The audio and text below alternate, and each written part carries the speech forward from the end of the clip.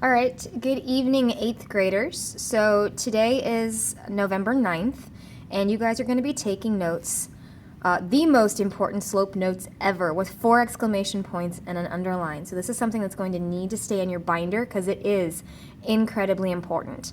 Now, I don't really think any of this is going to be new information, but I don't think it's really been spelled out for us yet either. So you may have had an idea about this, but maybe not cemented in your head.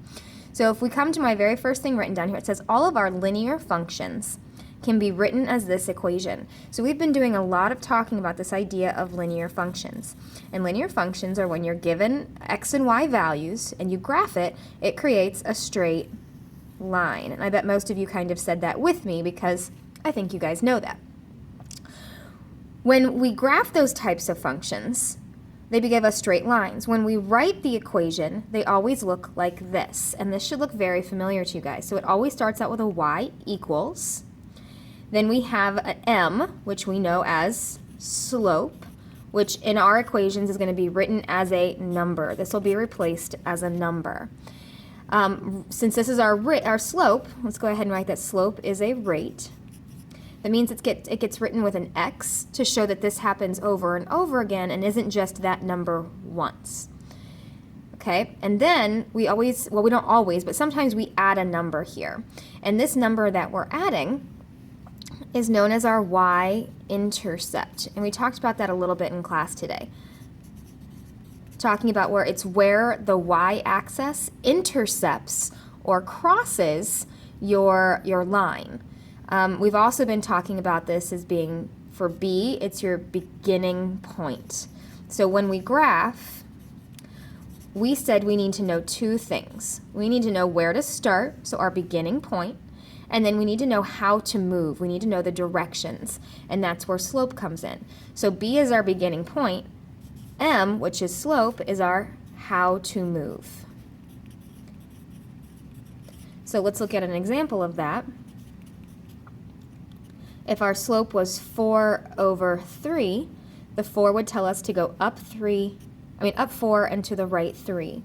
If our beginning point, if our B equaled 4, then that tells us we would start on the y-axis at 4. So it means x would be 0 and y would be 4.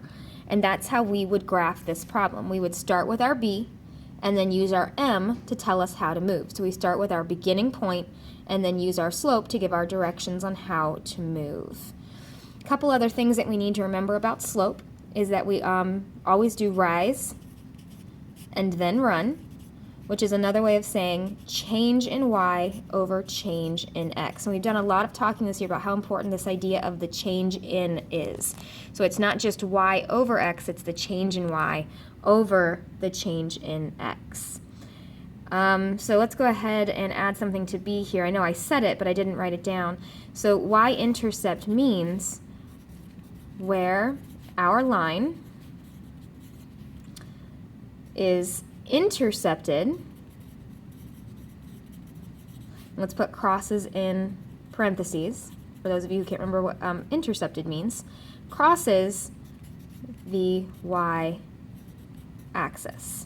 Now, this equation, I know Ms. Litzel has been calling our special equation because even before you guys learned about slope and y-intercept, you guys were always getting functions that were written in this formula.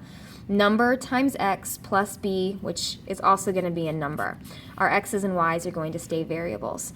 Before we even told you guys about this, you guys were writing this type of equation. But this special equation actually has a name, and it's named for the 2 pieces found in the equation. So m is known as slope. So this equation is called slope. And then b is, some of you guys might be thinking beginning point, y-axis, where x is 0, but it's actually, we're just going to call it the intercept. So this formula up here is named for the numbers in the formula. So this equation is called slope intercept form. Now, the only reason you're going to need to know that is in case on a test they ask you guys to write an equation in slope intercept form.